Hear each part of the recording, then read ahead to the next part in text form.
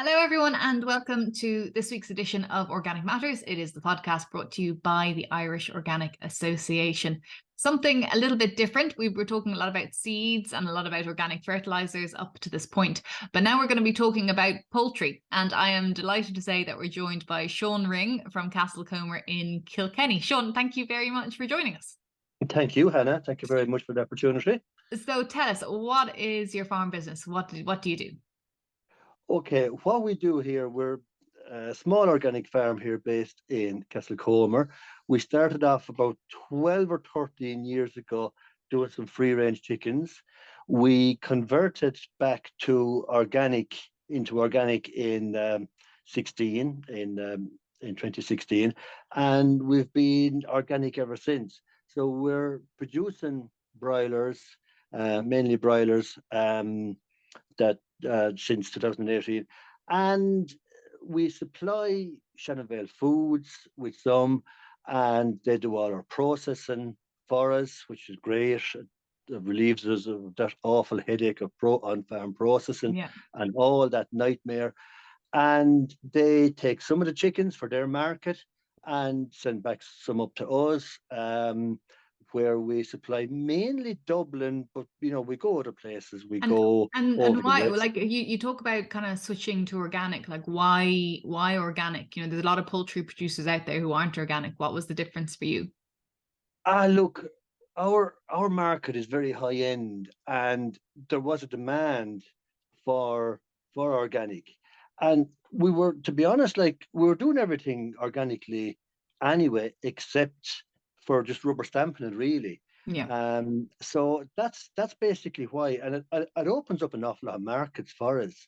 The really niche market, but like now it has changed an awful lot since. Like feed prices are gone bananas since, but like it was a no-brainer really at the time. And no, we're quite pleased that we did it, and we're fully committed to the organic farming practices. And what kind of farm area are we talking about? Is it a big farm? Is it a little farm? How many acres do you have? Well, like it's a small farm really.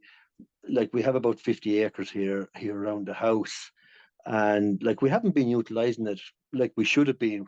We've big plans now to change all that, but and we have another little project under our belt here that we're getting off the ground, and happily now we're starting to get there with the organic horticulture, doing leaf, garlic, cucumbers, tomatoes, and basically that's to complement our business going in. Like if we're going into a cafe that's buying chicken off us, well, we have a selection of veg now, if well shortly, that will complement that business. So we're quite excited about that.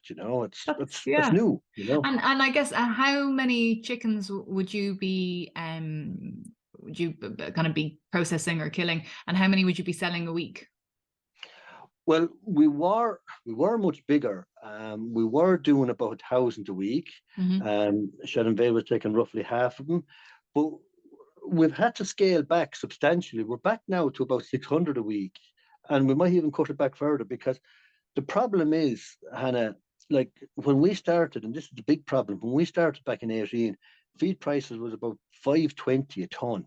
Yeah. Okay, obviously we use a lot of And tons of feed and when we that's were doing it. that's and it's organic feed as well. Oh, it's organic feed. It Yeah. comes in from the Because I don't UK. think don't think some people realize that organic feed is 30% more expensive usually, but No, than conventional. But it has shot up recently due to it the impact of the war in the Ukraine. it was shooting up all the time, and now we're on well over a grand. I think that our last invoice was 1,030 for the finisher. I think close to 1,200 for the starter. So So it's nearly doubled, is what you're saying. it has doubled. It has doubled in price. It has really doubled in price, and it's a real concern. It's a real concern, and obviously, we've passed on some of that, but we haven't been passing on enough. Yeah. And it's not like it.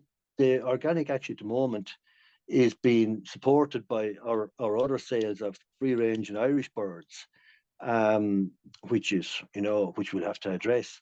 But like it's just gone so expensive, and I can see the other producers, and there's only a handful of us, not staying in the business because it's not feasible really. Yeah. And by the time you get to a butcher and you charge a butcher, like the butcher then would need to be getting, 22, 23 for that same chicken, which, just a very small market for really, to be honest. I know I mean, Um, there's not many people out there who will buy a chicken for that much, even if it is, no, better. no.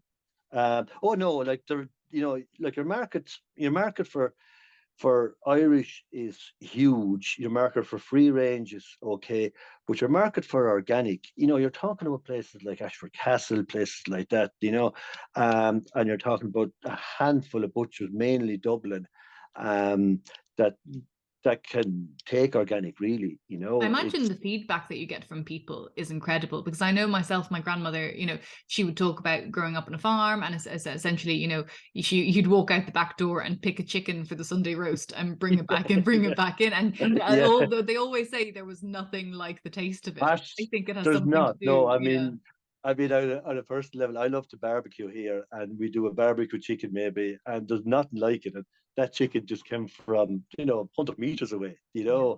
and it's just going back to the way we were, 40 years ago, and it's the same with the veg, and like it's great, really. Like people love that. People love that kind of thing, and people are really questioning the miles, where it came from, all that kind of all that kind of stuff, which is so important to people. And it really is, because like, going to Dublin, I do a lot of business in Dublin, and like there's they really do, it is genuine that they want to know where stuff comes from. We always bring chefs and cafes and restaurants down to the farm, and we show them exactly how it happens, from the day old chick, reared up, and the whole process. We show them works and all, really. And that's Yeah. important, I think. Yeah, I know it's really important, and it's good to hear that there's still a market for it, even though it's taken a substantial hit. Guess a technical question. There might be people out there, even myself, we'd sell, organic eggs just outside the driveway. But if you Yeah, are trying to, I guess maybe there might be two different answers to this question. There might be a starter mix, and then maybe a finishing mix. But for the that's right. Yeah. broilers themselves, how much feed per day, like a kg weight per day, is going into each bird to get it table ready? Well, the best rule at home is, if the live weight of chicken ends up going for slaughter maybe at 2.5 kilos, um, that chicken will have eaten about 2.5 kilos of their own weight. So the chicken will have eaten at least 6 kilos, right, of feed over its lifetime. Like obviously, when they start off, they're eating a small amount. They're very efficient as a young chick at converting feed. But as time goes on, and you're getting up towards day 80, the chicken is not nearly as efficient at converting grams per day into grams of live weight, if that's not too technical an answer for you.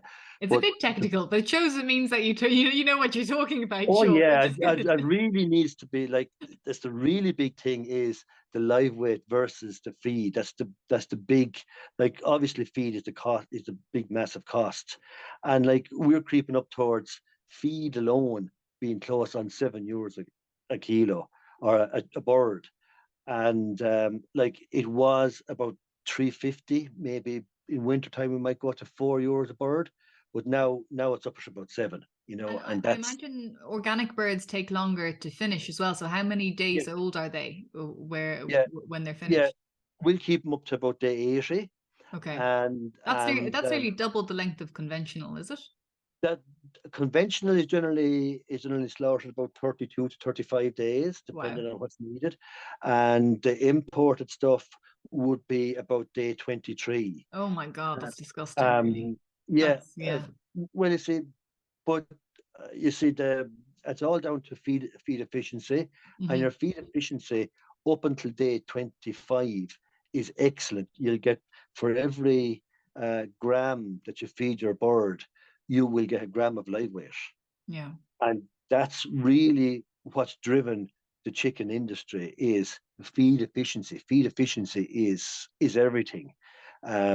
Like if you can knock a little bit of money off the cost of rearing the bird, and you'll do it with feed by slaughtering early. Uh, but you won't have the same, like, quality comes with a bit of age, and the bird at about day 80 is really at its best then. Well, in my opinion, and that's what makes organic so good, is that that they have the little bit of age, so they don't lose a lot of moisture as they cook, and Yeah. they have a little bit of bite to them. But And that's Sean, I guess I was thinking there as well in terms of bird flu. How did bird flu affect you? bird flu. Bird flu, like, we're not allowed to let out the birds, and it's very important that we don't, because if you get bird flu, you're in so much trouble. Yeah. So the birds department rules are the birds have to be housed. It's not it's not the worst thing for the birds. It's People think that the quality of a broiler will be so much better when they're out and about. There's nothing to back that up, really. What it I'm thinking as well, if anyone's seen Clarkson's Farm, the latest season, when his birds had to be housed, he played them audiobooks, some of them a little salacious.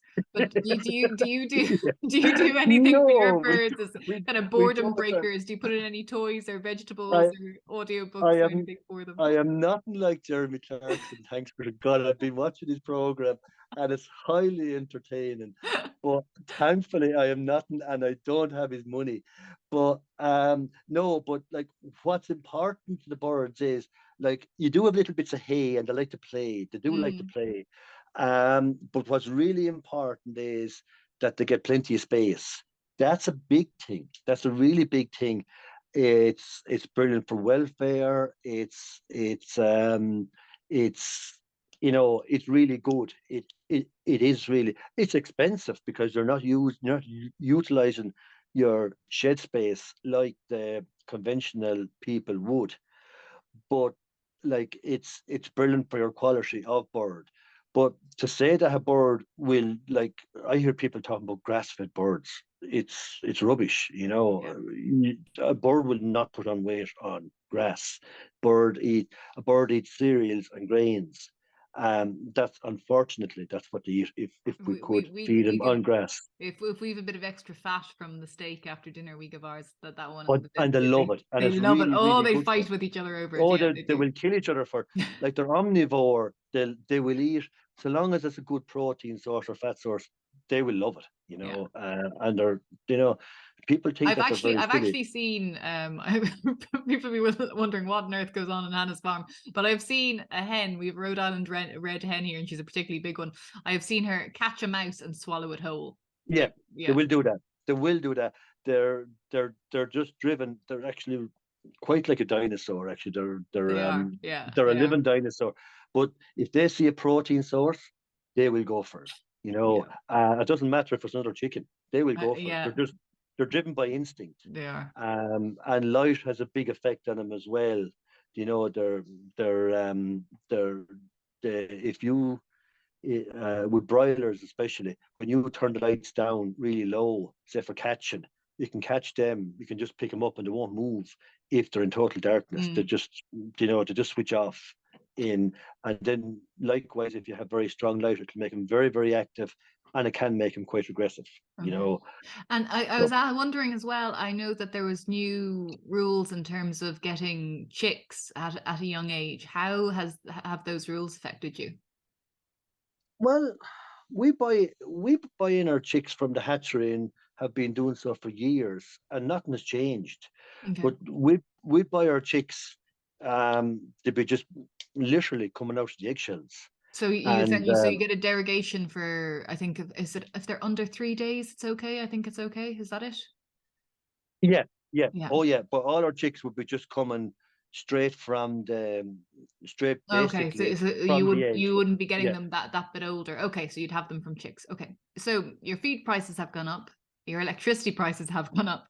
Yeah, Are you still positive about organic poultry going into the future? I'm positive, but you know, you need to be realistic about it. Feed prices aren't going to come down, and that's our biggie. Gas prices, it's a major input. That's not going to come down much, but like it complements our business. Like we sell a lot of free range, we sell a lot of Irish. We don't sell anything that's imported, but it's it will be there in some shape or form, because you will always have a cohort of customers who will only eat organic, or have really want good stuff, and we're quite happy to provide that. So it mightn't be on a huge scale, but people do love their chicken, and people want good stuff. So if And if people want it, we do it. yours is obviously the best stuff, Sean, as well. Well, we hope so. We try.